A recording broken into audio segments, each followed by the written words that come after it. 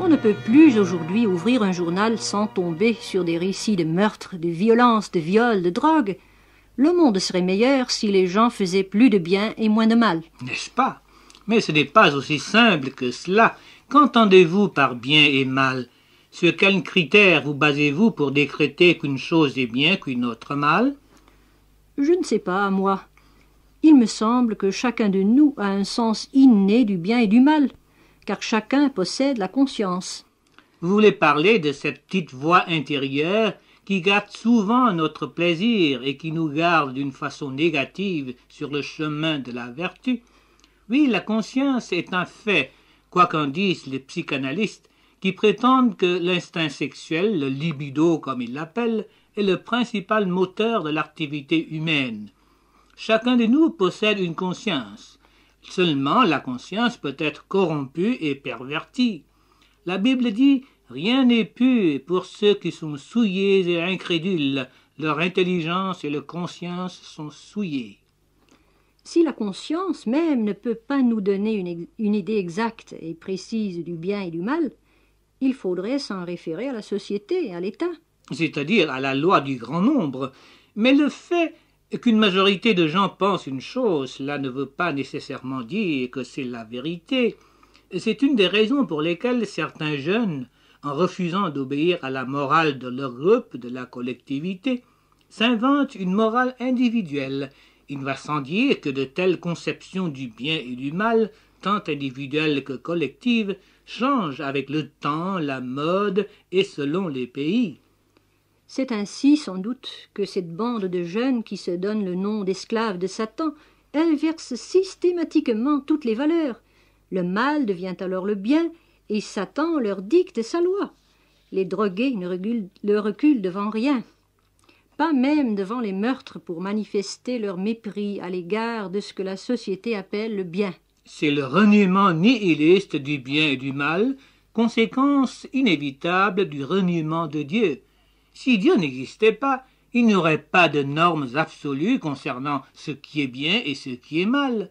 Jean-Paul Sartre aurait raison de faire dire à un personnage de sa pièce Les Mouches « Il n'y a plus rien au ciel, ni bien ni mal, ni personne pour me donner des ordres, car je suis un homme, et chaque homme doit inventer son chemin. » Seulement, dans ce cas-là, les conflits, le désordre et le chaos seraient inévitables, à moins que le plus fort impose son chemin, ce qui ne croit être le vrai chemin à d'autres. La Bible appelle la malédiction sur de telles confusions de valeurs. Lisez, s'il vous plaît. Malheur à ceux qui appellent le mal bien et le bien mal, qui changent les ténèbres en lumière et la lumière en ténèbres, qui changent l'amertume en douceur et la douceur en amertume. Sans Dieu, la question du bien et du mal pourrait être simplement subjective. Il existe des peuples dont la conduite morale est dictée uniquement par le souci du qu'en dira-t-on et non par la notion abstraite du bien et du mal. Ne pas perdre la face est leur suprême règle de vie. Pour ceux qui prétendent vivre sans Dieu et au-dessus de l'opinion publique, c'est une autre histoire. Vous vous rappelez sans doute la réponse de Dostoïevski à Nietzsche. Si Dieu est mort, alors tout est permis. Pourtant, il y a des gens qui, tout en niant l'existence de Dieu, ont un sens aigu du bien et du mal. Je pense en particulier à Albert Camus, qui plaçait au-dessus de tout l'existence du fait moral, qui enseignait la droiture, l'honneur, la générosité, qui combattait contre toutes les formes d'oppression. Mieux encore, il a payé d'exemple, et sa vie fut une vie de rigueur et d'intégrité. Les athées bons, généreux existent bien entendu. Qu'est-ce que cela prouve? Cela prouve d'abord qu'ils sont meilleurs que leur système. Ensuite, qu'ils sont des créatures divines, des êtres créés à l'image de Dieu, même s'ils ne veulent pas l'admettre. Pour en venir à Camus, son livre La peste, par exemple, pose le problème du mal. Pour lui, l'homme n'est pas innocent, mais pas coupable non plus. Le mal est inacceptable. L'existence de Dieu ne ferait que le rendre plus scandaleux. C'est pourquoi Camus se révoltait. C'est un bon point pour lui, car si on nie l'existence de Dieu, la vie serait absurde et l'on ne pourrait pas se révolter ou rester indifférent. Son âme généreuse l'a poussé à la révolte. Mais ne voyez-vous pas combien sa position était illogique et contradictoire? L'homme n'est innocent ni coupable, pensait-il, mais innocent et coupable envers qui?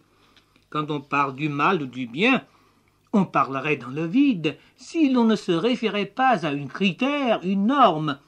Vous dites quelqu'un est bon ou mauvais, mais par rapport à qui? À quoi?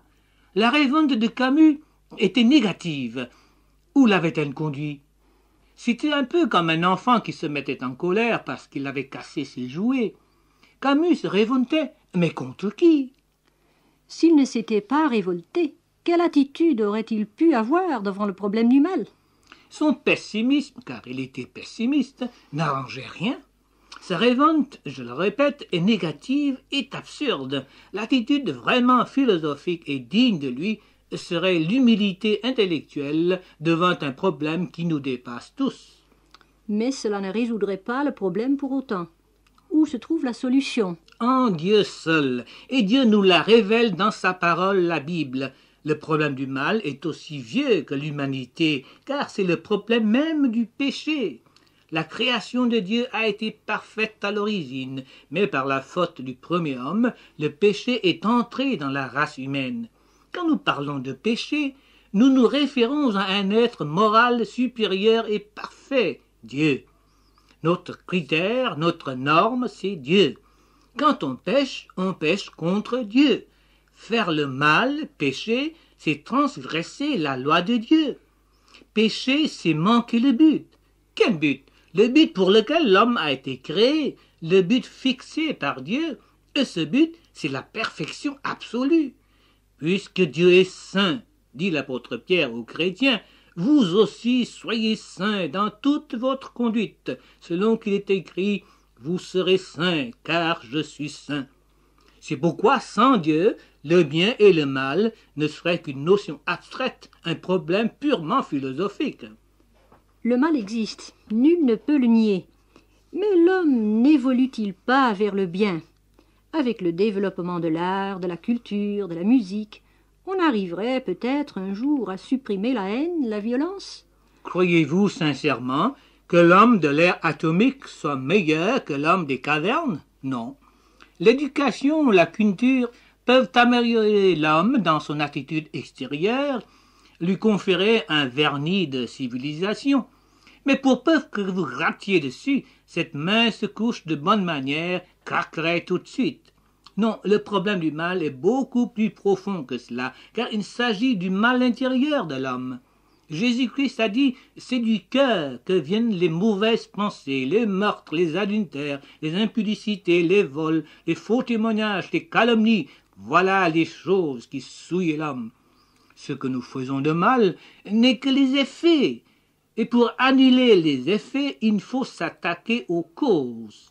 En d'autres termes, le mal est dans la graine humaine, et pour en extirper la racine, il faudrait non pas une réforme, une évolution, une amélioration, mais une vraie révolution, un retournement du fond du cœur, un changement de la nature humaine. Est-ce possible? Non, c'est impossible aux hommes, mais à Dieu tout est possible. C'est pourquoi le secours, le salut si vous voulez, car il s'agit bien de cela, ne se trouve pas en l'homme. Il doit venir du dehors, de Dieu. Il faut une force surnaturelle pour vaincre le péché. Le mal, le péché, voyez-vous, appelle le jugement. Si le Dieu d'amour veut que tous les hommes soient sauvés, sa sainteté et sa justice ne peuvent laisser le péché impuni. Le péché sépare l'homme de Dieu. Être séparé éternellement de Dieu, qui est l'auteur de la vie, la source de toute joie véritable, de toute paix réelle, de tout bien, c'est le châtiment suprême, c'est l'enfer. Ainsi, Jésus-Christ est venu dans le monde pour rendre possible la réconciliation entre l'homme et Dieu. Il est venu pour souffrir, pour être crucifié. Le péché qui pèse sur l'humanité est si grand, la justice divine est si exigeante que le Fils éternel de Dieu a dû mourir pour l'expier. Puis il est ressuscité, et sa résurrection manifeste glorieusement sa victoire éclatante sur le péché et la mort. Ce que Dieu demande de l'homme, c'est qu'il mette toute sa confiance, sa foi en Jésus-Christ, et qu'il s'identifie complètement à lui pour être au bénéfice de son œuvre de rédemption.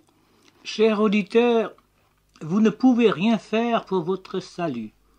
La seule attitude sage, digne de l'homme, devant l'insoluble problème du mal, c'est de se repentir devant Dieu, implorer son pardon et se confier en lui.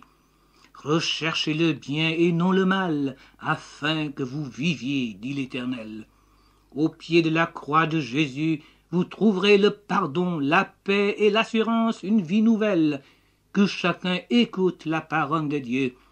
Vois, je mets aujourd'hui devant toi la vie et le bien, la mort et le mal. J'en prends aujourd'hui à témoin contre vous le ciel et la terre. J'ai mis devant toi la vie et la mort, la bénédiction et la malédiction.